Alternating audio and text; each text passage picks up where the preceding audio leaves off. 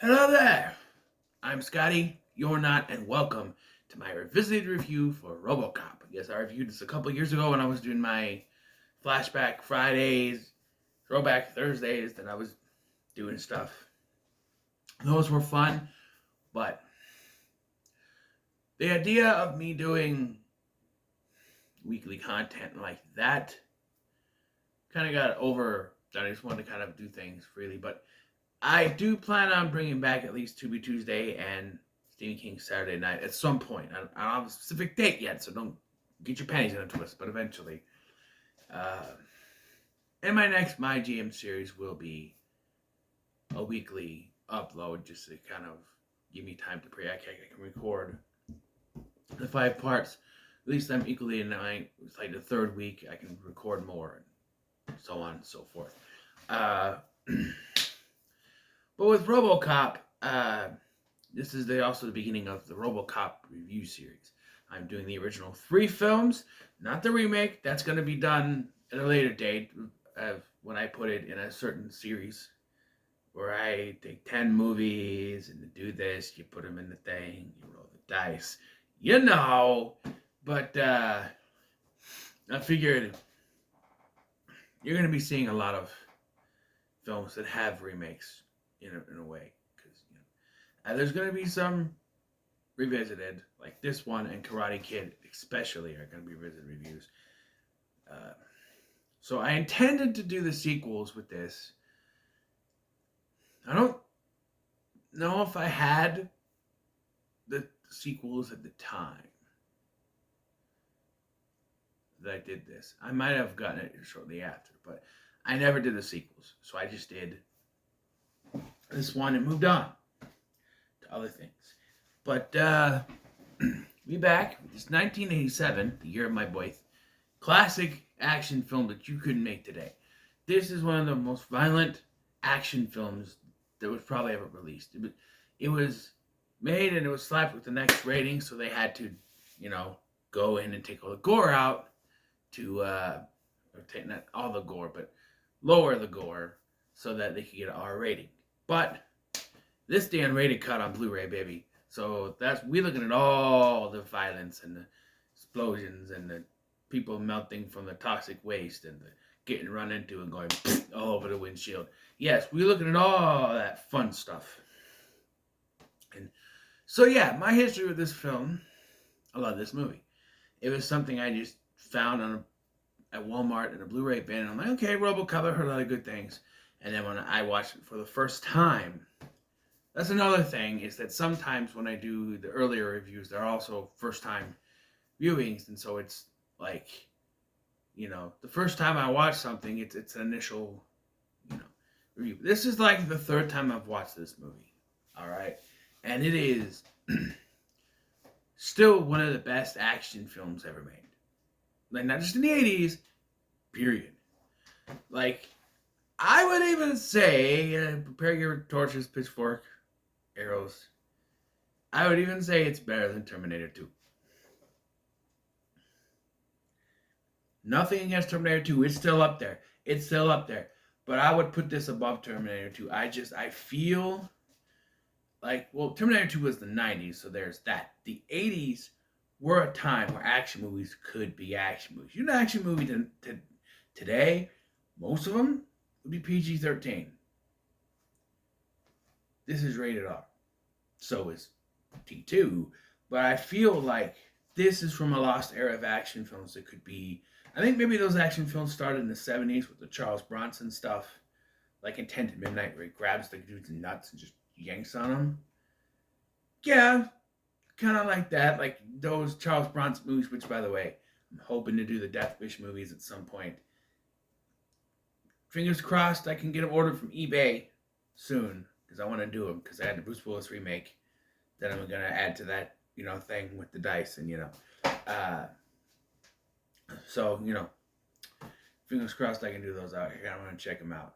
It's kind of a lost franchise for me, is that people keep talking about, but there are also other YouTubers who haven't seen the original, like Cody Leach hasn't seen the original. He's seen the remake, he liked it, which, opinions are valid. I haven't seen the remake yet. Bruce Willis is still Bruce Willis, but it is later career Bruce Willis, where he was just, I don't know, but at least I went to theaters, so it has to be at least something good. But anyway, uh, I have seen the remake. I saw the remake before. Robocop remake. We're back on Robocop now. I have seen the Robocop remake before this, and I thought it was just fine for what it was. However, I heard the big complaint was that it was PG-13. I'm like, okay, what could be the big difference? Oh, well, whew. Yeah, what could be the big difference? This movie is miles better than the remake. This is one of those cases where the original is better, and so yeah, from the characters to the acting to the villains, just everything is fantastic. Paul Verhoeven, if I'm saying it correctly, sorry, I'm not, directed this film. He also did Total Recall, and I think they do Basic Instinct. I think Basic Instinct, that was good. That was a little less bloody than the other two. But, Total Recall is another one of my favorite. It's one of my favorite Arnold movies. It's a great film. This is like, it still holds up. Even I said this in my review for Remember the Titans. Stop motion, or go motion as they use here, it's similar, will always look better than cheap ass CGI. Like, there be some good CGI, like say Jurassic Park, that works. But it'll look better than most CGI, I think. There's CGI stuff. And as always, not actual blood, but physical fake blood will look better than CGI blood any day of the week. Any day of the week. So what's the story here? You know the story. Alex Murphy, brought in. He's played by Peter Weller. And he's brought in to replace this guy who was killed in a shootout. There's an impending police strike, but he's brought in. And this leads him to Clarence Boddicker, played by Kurtwood Smith, who is a fantastic villain. Now, I know you're going to say that Dick Miller, played by Ronnie Cox, is the actual main villain, but in my opinion, Clarence Boddicker is the main villain. He's the one that Murphy's after. He's the one he's trying to get. He's the one causing all the problems. Dick is the mastermind. Oftentimes, the mastermind is not the main villain. Star Wars. Look at Star Wars. Yes, Palpatine is the main villain in Return of the Jedi, but in Empire Strikes Back, he's just the puppet master.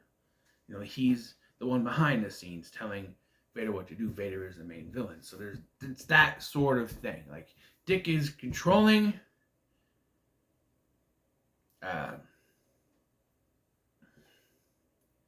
Boddicker. And yes, you can say Boddicker is another man controlled by his dick. But, yeah. And it's just, he's fantastic as a villain. He oozes out this evil charisma within him. The scene where he shoots Murphy is just fantastic scene. And just combine that with the gore and just the brutality of it, where it's like, oh, you're still alive, and then shoots him in the head. Yeah, fantastic. So Murphy, of course, he gets shot, right? And they put him into this program, the Robocop program. They turn him into the Robocop. They say they're going to delete all his memories, that sort of thing. The movie does start, though, with this weird, like not really a fourth wall breaking moment, but like, it's one of those meta things where there's like commercials and news footage talking about stuff and putting out like messages and stuff. They work for what they do, except for the random time in the middle of the film after an action sequence where you just cut to like people running and there's just like this go motion dinosaur and you're like, wait, what happened, huh? And it's TV again, and it's like, wait, why is that edited there and that in the middle of this? Didn't need to put it there, but I guess And they talk about the police, the impending strike, and all that stuff. You know, so I keep looking over there. It's a weird thing with Fez's beak is up in the air, and the light from the window, which is not from the sun, but for some reason it's hitting the top of the beak and making it shiny to me. But it's made of fabric, so I don't know. But anyway, and then we have this boardroom where you have Dick. I don't call him Dick Halloran, but that's The Shining. Dick Jones. Dick Jones. Did I call him Dick Halloran earlier? It's Dick Jones, played by Ronnie Cox, and he is pitching this thing called the Ed 209. The Ed 209 is the worst fucking robot I have ever seen. First of all, it kills someone, right? Kills someone. It's supposed to interrogate, but here's my issue. Why the Robocop works and why this doesn't. Because the Robocop is made from a human. Deep inside, humans know right from wrong. These robots do not. Even if you program them, it won't be 100% the same. You have a human in there, even if it's been programmed, it will still know right from wrong. It'll still know, what to do. The Ed 209 has none of that. Has no conscience, has nothing. And so when a criminal, won't get arrested, it's not even a criminal. It's a guy doing a demonstration. And so the old man, played by Dan O'Herlihy, you may know as Conal Cochran from Halloween 3 Season of the Witch. Yes, says, no, fuck you. We're not doing that, Oh no, I was thinking of the guy from Killer Clowns. So fuck you, But they had that kind of deep voice. But anyway, yeah, so it was also in Animal House, that's why. Dan O'Herlihy is like, no, we're not doing this. And then all of a sudden we got Bob here, played by the late Miguel Ferrer,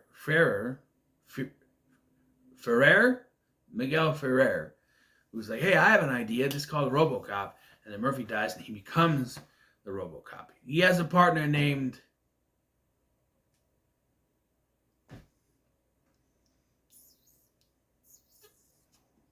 Lewis. Named Lewis. Who is like almost completely written out of the remake. Sort of. We'll talk about it. Named Lewis. Played by Nancy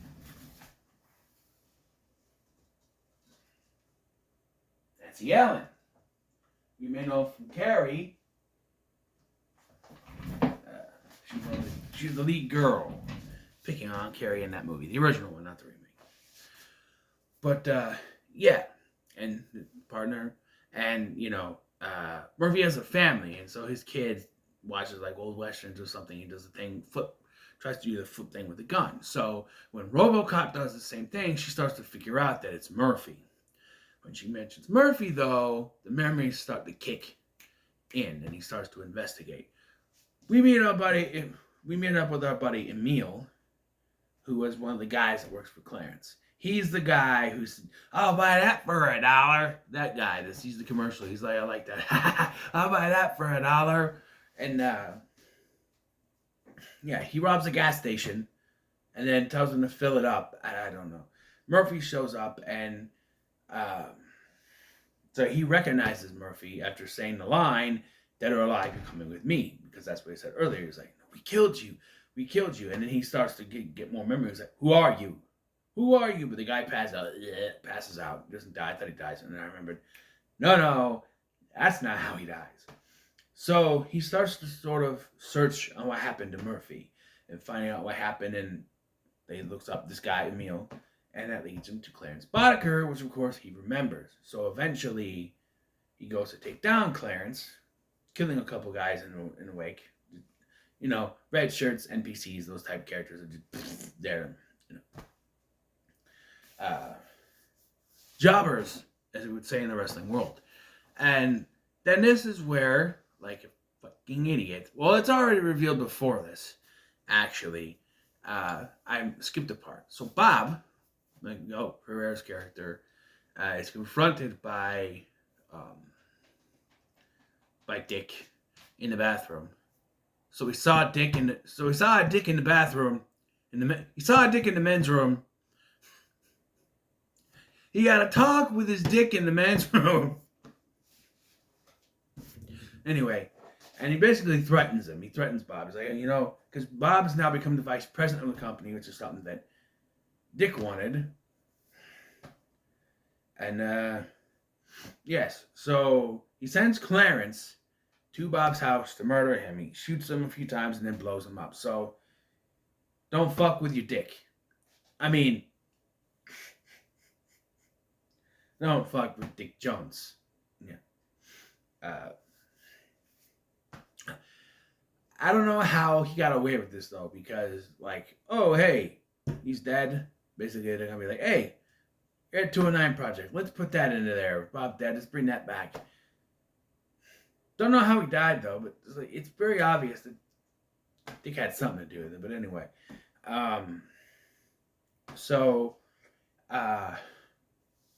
Yeah, so back to the scene before I was talking about where, Robocop shows up and he beats the hell out of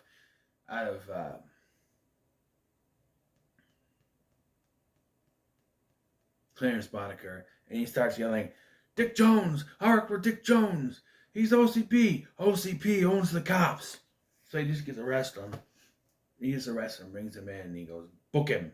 And I like how Boddicker just looks at him and goes, I want my fucking phone call.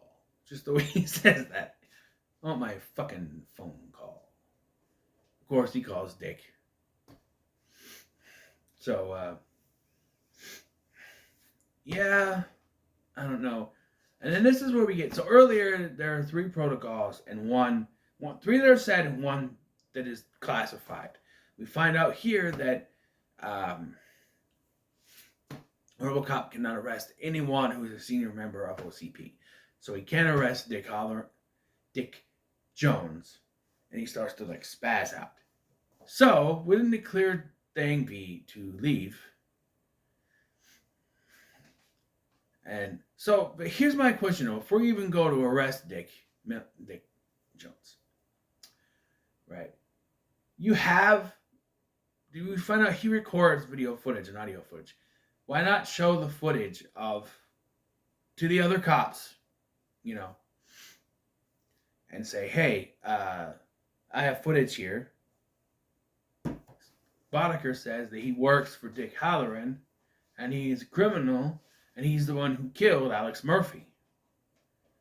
And being that he is Alex Murphy, I think they'd be able to say, okay, you used to be Alex Murphy, so maybe your memories are telling you it's him. Dick Jones is involved. Let's arrest him. But no, he goes to arrest Dick Jones himself because we need to have that twist. He can't arrest him. He starts to spaz out. And then the other cops just show up to take him out.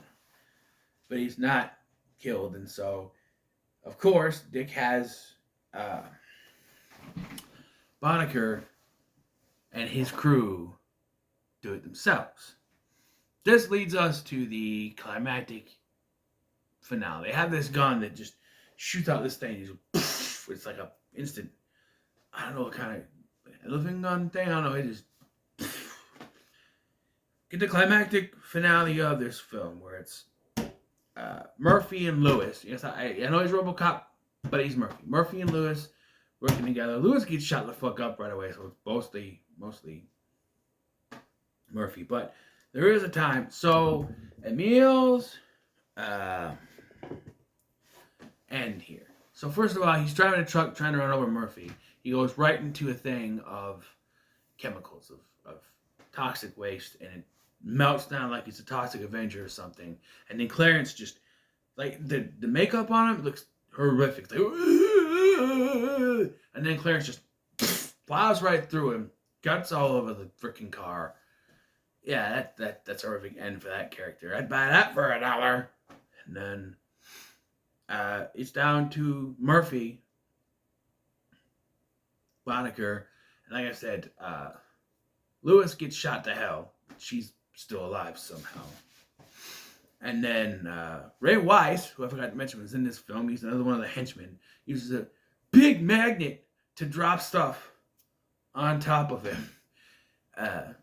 She calls her own dog, and it drops the scraps on him, but he's not dead, and so Boddicker goes to take care of it. Because at this point, Murphy's not going to arrest Boddicker. He's going to kill him. He's dead. He's going to kill him, and so we've seen this thing he uses to plug in, and he uses that, and he stabs Boddicker in the neck, and you get good blood spurt goes all over Murphy's chest, and they go, I see this side, and yeah, it's it.